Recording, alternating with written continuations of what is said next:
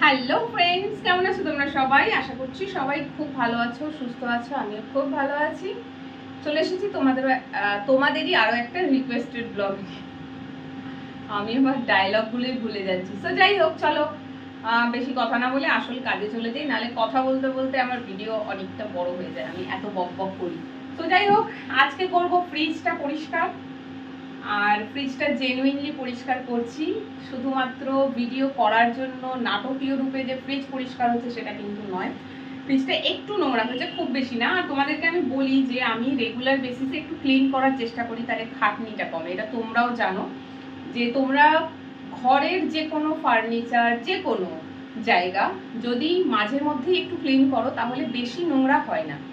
আর যদি ছেড়ে দেবে, হয়তো 6 মাস 1 বছর পর ক্লিন করছো, তাহলে ওটা প্রচন্ড নোংরা হয়। আর তখন আমাদের খাটনি যায় প্রচন্ড বেড়ে, সময়ও বেশি যায়, পরিশ্রমও বেশি হয়। তো রেগুলার বেসিসে একটু যদি জিনিসগুলো ক্লিন করা যায় তাহলে একটু খাটনিটা কমে, সময়টাও কম লাগে। সেরকম হচ্ছে ফ্রিজ।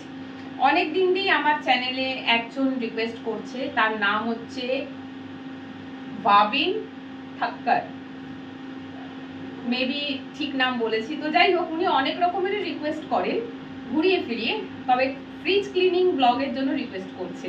তো আমার ফ্রিজটা নোংরা হবে তবে তো আমি ফ্রিজটা ক্লিন করবো, তাই না? রিকোয়েস্ট আমার কাছে এসেছে বলেই যে আমি চলো ভিডিওটা করে নিই, পরিষ্কার ফ্রিজটাকে একটু কাপড় দিয়ে মুছে দেখিয়ে দিই, তা আমি করি না। যেমন ফ্যান ক্লিনিং ব্লগের জন্য অনেকেই রিকোয়েস্ট করছো, সো ফ্যানটা নোংরা হবে তবে তো ক্লিন করব, ক্লিন করা জিনিসকে কি ক্লিন করব? সো আমার না নিজেরই ভালো লাগে না করতে, সেই জন্য করি না। আর আজকে ফ্রিজটা জেনুইনলি ক্লিন করব। আর এখন ফ্রিজটা ক্লিন এই কারণে করছি, ফ্রিজে সেরকম কিছু নেই জিনিস, খুব সামান্য কিছু জিনিস রয়েছে। আর ফ্রিজটা বন্ধ করে দিয়েছি, ঠিক আছে? এই যে পুরো ডোরটা তো এখন ওপেন থাকবে, সেই জন্য ফ্রিজ পুরো বন্ধ করেছি। তো ফ্রিজে কিছু কিছু জিনিস আছে। মাছের তরকারি, মাছ নেই, মাছ শেষ, শুধু ঝোল আর আলু পড়ে রয়েছে। এটা একদিন গরম করে খাবো, তবে আজকে নয়। আজকে একটু খেতে ইচ্ছা করছে মুসুরির ডাল আর বেগুন ভাজা। বেগুন এনেছি, ভাত বসিয়ে দিয়েছি ইন্ডাকশনে, ডাল বের করেছি, ফোটাবো। ভাত হয়ে গেলেই ডাল করব, বেগুন ভাজা করব, খাবো, আর কিছু না। আর মাছের ঝোলটা অন্যদিন খাবো, আজকে আর নয়।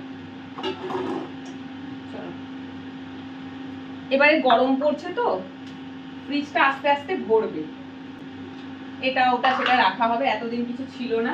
ফ্রিজ দেখতেই পাচ্ছ পুরো মানে ফাঁকা রয়েছে, ক্লিন, একদম পরিষ্কার। টুকটাক একটু নোংরা হয়েছে, যেটাই পরিষ্কার আজকে করে। এটা দেখতে পাচ্ছ, এটা হচ্ছে কলমি শাক। আমার দুটো বানিয়ে আছে, তোমরা জানোই, তাদের জন্য রোজ আমাকে কলমি শাক কিনে কিনে বাড়ি নিয়ে যেতে হয়, কারণ তাদের খেতে তো দিতে হবে। সো সেই ডিউটিটা আমার। তো চলো, এই মা এটা ফেটে গেছে, এই দেখো। এইগুলো হচ্ছে ফ্রিজ ম্যাট, ঠিক আছে? ফ্রিজে এই যে কাঁচের জায়গাটা রয়েছে না, খাবার দাবার এতে রাখতে রাখতে এটা অনেকটা নোংরা হয়ে যায়। এখানে এরকম একটা করে ফ্রিজ ম্যাট রাখবে, যদিও কিছু খাবার পরে সেটা এতে পড়বে, এটা ধুয়ে নেবে। এইগুলো বের করে ধোয়াটা একটু ঝামেলার। তো এটাও পরিষ্কার, দেখো কোনো দাগ নেই, কিছু নেই নেই, কারণ আমার ফ্রিজটা না ইউজ অনেক কম হয়, সেই জন্য। আর আমার বাড়িতে আর কেউ থাকে না, আমি একা। তো নোংরাটাই বা কে করবে? নোংরা করার জন্য বাড়িতে লোক থাকতে হবে, আমার বাড়িতে কেউ নেই। দেখো সব বের করে দিলাম, আর কিন্তু ফ্রিজে কিছু নেই। আর এই দেখো, এটা পরিষ্কারই রয়েছে, কিচ্ছু নেই। এর মধ্যে কি রয়েছে? একটু আদা, রসুন, পেঁয়াজ, ব্যাস, আর কিছু নেই। এটাও বের করে দিলাম। এইবারে হ্যাঁ, আরেকটা জিনিস বার করতে হবে, সেটা হলো এই যে জলের বটলগুলো। এখন মেইনলি গরমকালে আমার ফ্রিজটা বেশি ইউজ কি কারণে হয় জানো তো? দুধ, দই, জল, আর এই গরম পড়লে মাঝে মাঝে একটু আইসক্রিম খেতে ইচ্ছে করে। সো এই সমস্ত জিনিস রাখার জন্যই আমার ফ্রিজটা বেশি ইউজ হয়। ডিমও ছিল, তবে ডিমটা শেষ হয়ে গেছে, ডিম কেনা হয়নি। এই দেখো, ডিম রাখার জায়গা সব ফাঁকা হয়ে পড়ে রয়েছে, শেষ হয়ে গেছে, ডিম কেনা হয়নি। তো এই হলো। আর এখানে রয়েছে একটা বরফ জমাবার জন্য ট্রে। বরফ এতদিন লাগেনি, তাই বরফ জমায়নি। এবারে যেহেতু শীতকাল আসছে বলছি, এবারে যেহেতু গরমকাল এলো, তো বরফটা কোনো না কোনো কাজে দরকার পড়বে, মেনলি শরবত বানাবার জন্য। তো বরফ জমাতে হবে। এটাকে বের করে নিচ্ছি আমি, এটাকে ভালো করে ধোবো, ধুয়ে ফ্রিজে ঢোকাবো। আর এই যে হচ্ছে ডিপ ফ্রিজ, ডিপ ফ্রিজে কিচ্ছু নেই, শুধু একটু ফ্রোজেন কড়াইশুঁটি রাখা রয়েছে, বাকি ডিপ ফ্রিজে ক্লিন করার মতন কিছু নেই। মাছ টাছ কিচ্ছু হবে না ফ্রিজে, নেই কিছু। তো চলো আর বক বক না করে ফ্রিজটাকে একটু মুছে নিই। কিচ্ছু নেইনি, শুধু প্লেন ওয়াটার আর একটা কটনের রুমাল, এটা দিয়েই আজকে আমার ফ্রিজ পরিষ্কার হবে। ফ্রিজে কোনো রকম সেরকম দাগ বা কিছু নেই, যদি দাগ থাকতো তাহলে একটু ভিনিগার, একটু লেবুর রস এইগুলো দিয়ে মুছতাম, বাট সেটাও করি না। আর একটা টিপস দেবো আজকে, ফ্রিজ ফ্রিজ খুললে দেখবে ফ্রিজের মধ্যে থেকে একটা ভ্যাপসা গন্ধ বেরোয়। চলো কাজ করতে করতে বলি, ভ্যাপসা একটা গন্ধ বেরোয়। গন্ধটা কিসের হয় বলছি। গন্ধটা হয়, আমরা ফ্রিজের মধ্যে সবজি রাখি, কাঁচা মাছ মাংস রাখি, রান্না করা খাবার রাখি, কত কিছুই না রাখি। তো এইগুলো থেকে একটা গন্ধ বেরোয়, যে গন্ধটা ফ্রিজের মধ্যেই আটকে থাকে, তাই ফ্রিজ খুললেই একটা ভ্যাপসা গন্ধ বেরোয়। কিন্তু আমার ফ্রিজে সেই গন্ধটা বেরোয় না। কেন বেরোয় না বলছি, এই টিপসটাই তোমাদেরকে দেব। প্রত্যেকবার ফ্রিজ ক্লিন করার সময় আমি এই টিপসটা তোমাদেরকে দিয়ে থাকি। আর এই টিপসগুলো আমার নিজের টিপস নয়, এগুলো আমি অন্যদের ভিডিও দেখে পেয়েছি। তো তোমাদের সাথে শেয়ার করি যাতে তোমরাও একটু উপকৃত হও। আমি যেমন অন্যদের ভিডিও দেখে উপকৃত হই, টিপসগুলো পাই, সেগুলো তোমাদের সাথে শেয়ার করি।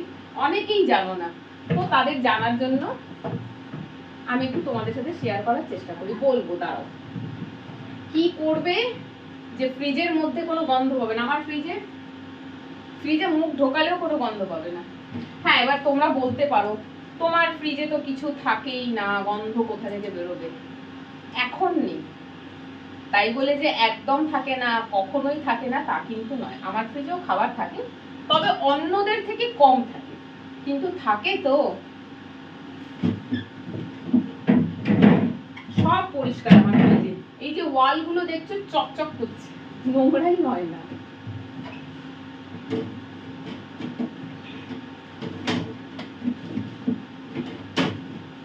এগুলো তো নোংরা হওয়ার জায়গাই নেই, এই ট্রে গুলো, কারণ যেহেতু এর উপরে আমি ফ্রিজ ম্যাট রাখি, তো এগুলো তো নোংরা হওয়ার স্কোপই নেই কোনো।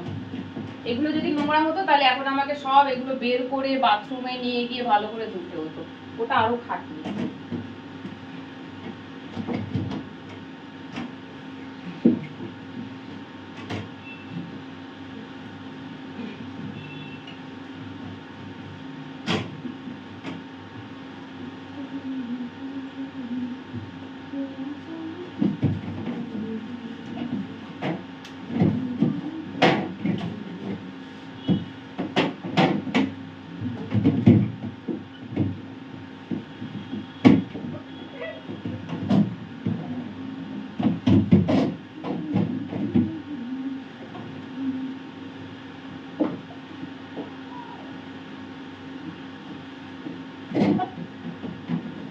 নিচের পাটে একটু ধুলো পড়েছে, যেহেতু সবজির বাকেট থাকে, অনেক সময় সবজি রাখতে গেলে বের করতে গেলে একটু হয়, সেটাই পড়েছে ব্যাস।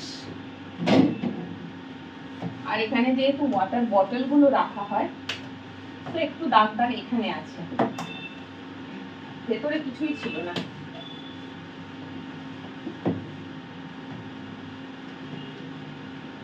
ফ্রিজের বডিটা কেন যে হোয়াইট করে, ফ্রিজের বডিটা তো কালো করলে পারতো, নেভি ব্লু করলে পারতো, তাহলে ময়লাটা এতটা হতো না, তাই না? ঠিক বলছি কিনা বলো? বড্ড বেশি নোংরা হয়। এটা আমার মায়ের ঘরের ফ্রিজ, খুব নোংরা হয়। যেহেতু মায়ের ফ্রিজ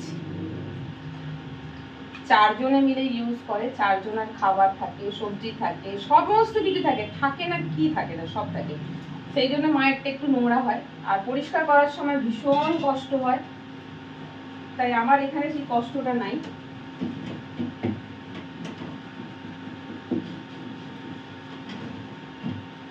চলো হয়ে গেল এই পাতটা।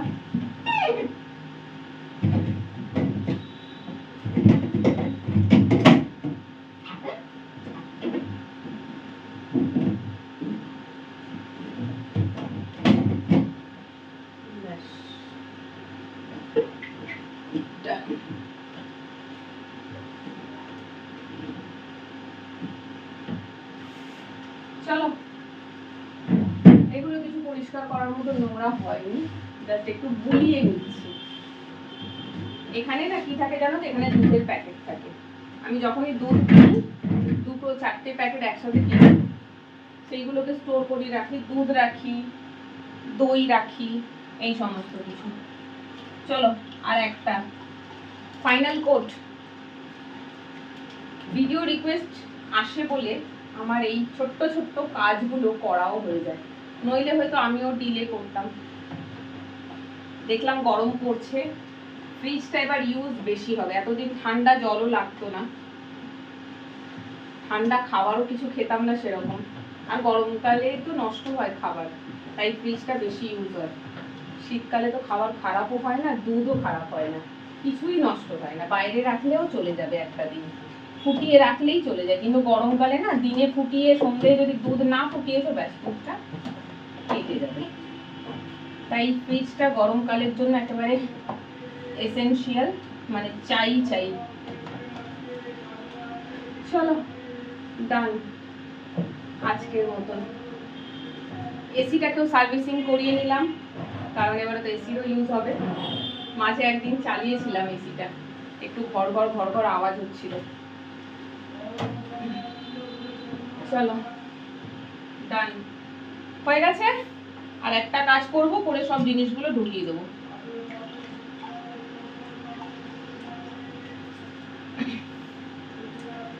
একটা কাজ করবো যেটা, সেটা হচ্ছে এই যে ম্যাটগুলো নোংরা নেই, তবুও একটু বুলিয়ে নেওয়া। সব পরিষ্কার হলো যখন, এটাও পরিষ্কার করি। এগুলো যদি দাগ লেগে থাকতো, তাহলে এগুলো নিয়ে বাথরুমে যেতাম, সার্ফ দিয়ে ভালো করে ধুয়ে তারপরে ইউজ হতো। আর দাগ নেই।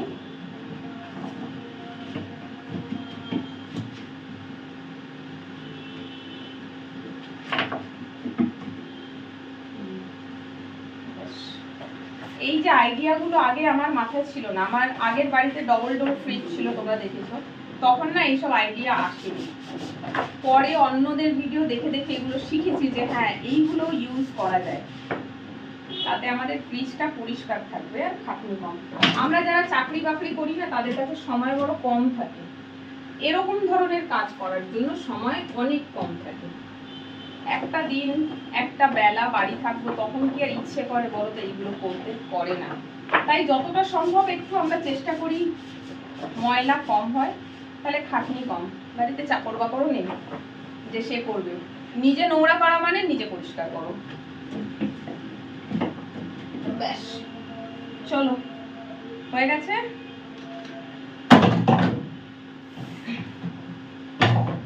জলের বটলগুলো ঢুকিয়ে দিই।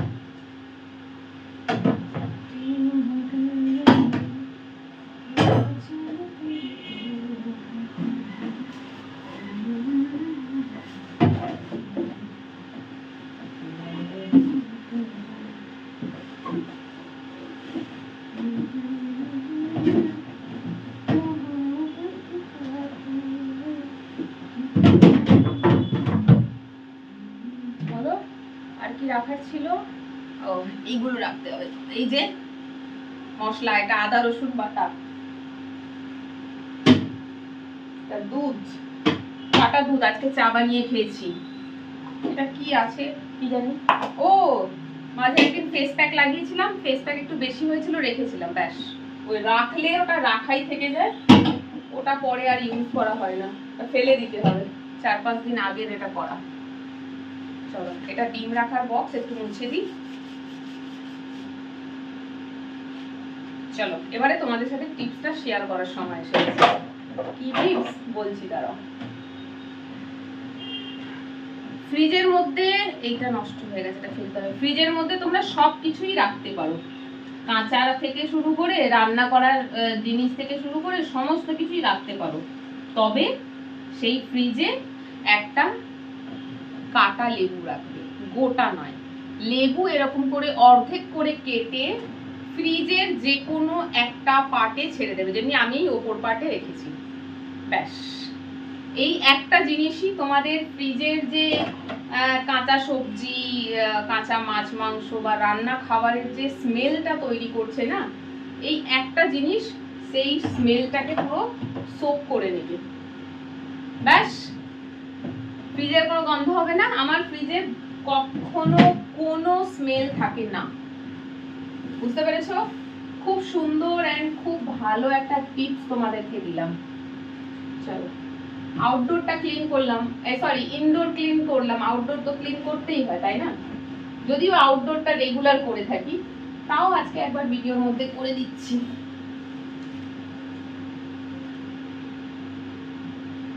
যখন ফ্রিজটা কিনেছিলাম তখন মনে হচ্ছিল বাহ অনেক ভালো, অনেক বড় হয়েছে। এখন আমার এই ফ্রিজটা ছোট পড়ে গেছে। ইউজ করি না ঠিকই, বাট যখন ইউজ করি তখন জায়গাটা শর্ট পড়ে যায়, তখন মনে হয় ডবল ডোর ফ্রিজ হলে ভালো হতো। দেখা যাক, এখন তো একা থাকি, পরে যখন ফ্যামিলিকে এখানে ট্রান্সফার করে নেব তখন বড় ফ্রিজ আমাকে নিতেই হবে, কারণ তখন আর হবে না এই ফ্রিজে।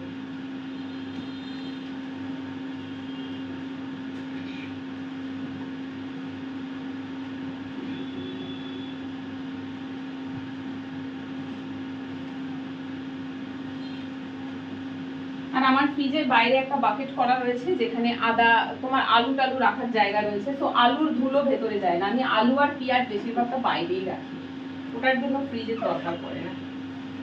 ব্যাস, চলো আজকের মতন ডান। ভাত বসিয়েছি ইন্ডাকশনে, দেখবে? ভাত হয়ে গেছে, এই দেখো ইন্ডাকশন লাল আলো দেখতে পাচ্ছ জ্বলছে। আগের দিনকে ব্লগে তোমাদের সাথে শেয়ার করেছিলাম আমি যে গ্যাসের এখন খুব ক্রাইসিস চলছে, অনেক জায়গাতেই শুনছি গ্যাস পাচ্ছে না, 60 টাকা দাম বেড়েছে, তারপরেও গ্যাস নাকি পাওয়া যাচ্ছে না। সেই জন্য আমি বুদ্ধিটা খাটালাম, গ্যাসটা অফ করে দিচ্ছি এখন আপাতত, কারণ ভাত হয়ে গেছে। আমি এবারে ভাতের ফ্যান গালবো। ফ্রিজ পরিষ্কার করার আগে ভাত বসিয়েছিলাম, ভাত ফুটে গেল, তারপরে গেলাম ফ্রিজ পরিষ্কার করতে। যতক্ষণ ফ্রিজ পরিষ্কার করছি ততক্ষণে আমার ভাত হয়ে গেছে। তো যেটা বলছিলাম আগের দিন ব্লগেই তোমাদের সাথে শেয়ার করেছিলাম যে আমি ইন্ডাকশনটা বার করলাম, এবারে কিছুটা রান্না ইন্ডাকশনে করার চেষ্টা করব যেগুলোতে গ্যাস বেশি খরচা হয়। তো আজকে ভাতটা ইন্ডাকশনেই করলাম। এতক্ষণে গ্যাসে যদি ভাত বসাতাম, ভাত অনেকক্ষণ নেমে গেছে, লোককে খেতেও দিয়ে দিতাম, কিন্তু যেহেতু ইন্ডাকশনে করছি তো একটু টাইম টেকিং প্রসেস, একটু ধৈর্য ধরে রান্না করতে হবে। হাতের সময় থাকলে তবে ইন্ডাকশন ইউজ করো, নইলে নয়, কারণ গ্যাসের থেকে অনেক সময় বেশি নেয়। তো জানি না আমারও গ্যাসের ক্রাইসিস এই এরিয়াতে হচ্ছে কিনা, আমি খবর পাইনি। আমার একটা সিলিন্ডার, গ্যাসটা শেষ হয়ে গেলে এমনিও প্রবলেমে পড়বো যদি গ্যাস না পাই, তাই প্রায় শেষের দিকেই আছে আমার গ্যাস। তবুও যতটা বাঁচিয়ে চলা যায় ততদিনে যদি এদিকটা নর্মাল হয়ে যায় পরে আমার প্রবলেম হবে না। সো এই যে ভাত গ্যাসে, সরি ভাত ওভেনে হয়ে গেছে। এরপরে বসাবো ডাল। ডাল আমি ধুয়ে রেখেছি, এই যে ডাল ফুটবে, ডাল ফোড়ন দেবো, তারপরে বানাবো বেগুন ভাজা। এই দেখো আমার না বেগুন ভাজা দারুণ লাগে, আর বেগুনগুলো এরকম হতে হবে, একদম পেট মোটা বেগুন হবে। পিসগুলো যখন কাটবো না মোটা মোটা করে কাটবো আর বড় হবে, দারুণ লাগে। কার কার বেগুন ভাজা ভালো লাগে কমেন্ট করে জানিও। তো চলো আজকে তোমাদের সাথে, তোমাদের মধ্যে থেকেই একজনের রিকোয়েস্টেড ব্লগ কমপ্লিট করলাম। ভিডিওটা দেখো কেমন লাগলো কমেন্ট করে জানিও। টাটা।